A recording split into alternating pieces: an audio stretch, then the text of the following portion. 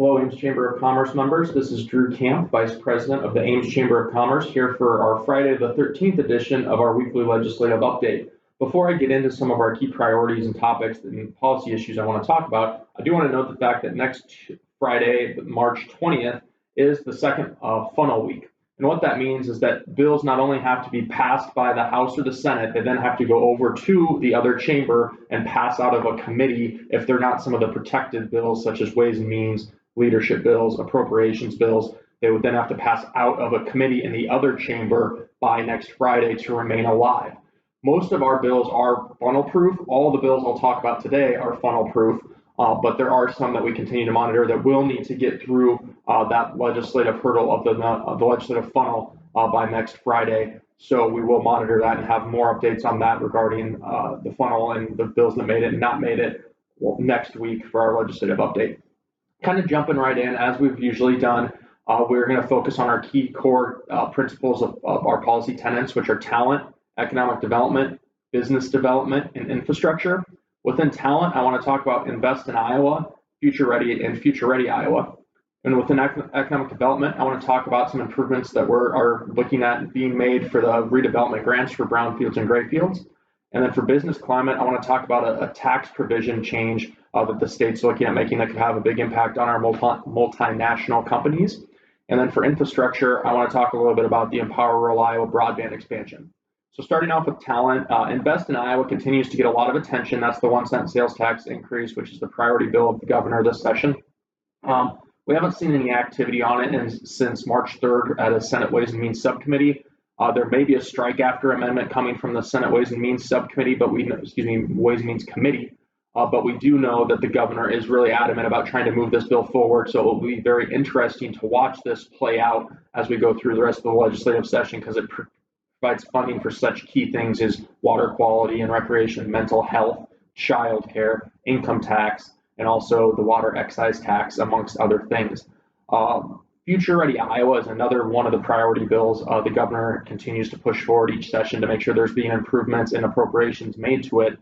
There was no activity on that this week, but we do continue to see it move forward. It will pass this year. There's no worry about that. It always receives broad bipartisan support.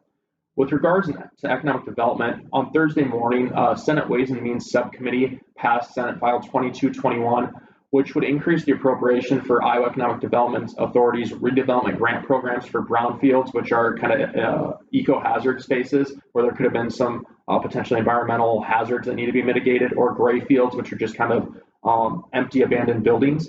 It would increase the appropriations from 10 million to 20 million annually. That's a really big improvement to that program. That's a really important program for economic developers throughout the state. So we are very much in favor of that increase in appropriations occurring. With regards to business climate, this is an issue we haven't talked about yet. We've been talking about it behind the scenes until a bill actually came out. And now there's House Study Bill 708 within the House Ways and Means Committee. And what that bill addresses is the gross income, global intangible, low taxed income, or much easier to say GILTI, which passed the House Ways and Means subcommittee on Wednesday morning. What the bill does is it directs corporate taxpayers to treat the taxpayer's net GILTI amount as a foreign dividend for Iowa income tax purposes, meaning the taxpayer qualifies for the same dividends received deduction that applies to Subpart F income and other foreign dividends. It also decouples Iowa's individual corporate income tax from the federal limitation on deduction of business interest expenses for tax years beginning in January 2019, so retroactively. Both the GILTI and business interest expense deduction will lower taxes on Iowa employers, specifically those with global operations. If you're a large employer that has large multinational operations and supply chain, make sure that you're paying attention to this, because it could have a positive impact on you as it moves forward and hopefully passes this legislative session. With regards to infrastructure, Empower Rural Iowa has always been one of our priority bills. Specifically, the broadband expansion piece within it is really important to us and people throughout the county and the co-ops and the large telecommunications providers here that service the county. Senate File 2400 passed the Senate 48-0 on Tuesday. The legislation really kind of does a couple things. It creates financial incentives to encourage faster broadband speeds and more reliable connectivity throughout Iowa. It also increases the grants amounts, which is music to people's ears who are trying to make these improvements, and also ties them to upload and download speeds. It would increase the maximum grant amount to 35% of service providers' projected costs.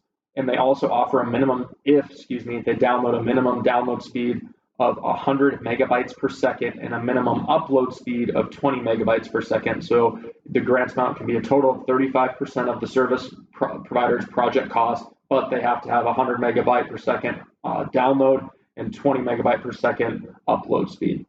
It also provides grants of up to 15% for projects offering lower speeds, which is obviously just as important. Obviously, we want to see those higher speeds as we continue to move into the tech economy, but at the same time, we also want to promote just expansion in general, especially to the underserved areas throughout the state. That kind of finishes up on my update for this week with policy based, but I do want to make sure I take a second to note the fact that, as you all know, Day at the Capitol was supposed to be next week on St. Patty's Day, March 17th.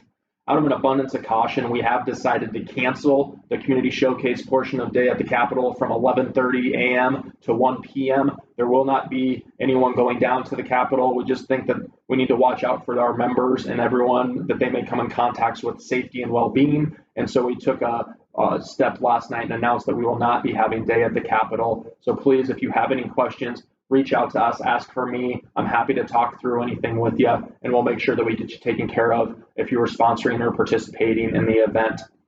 The last thing I want to close on is we will come back next week, obviously, once again, for our update on March 20th.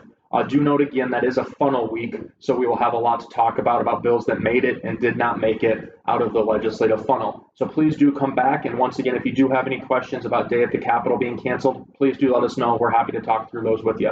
Thank you very much for watching. Have a good weekend.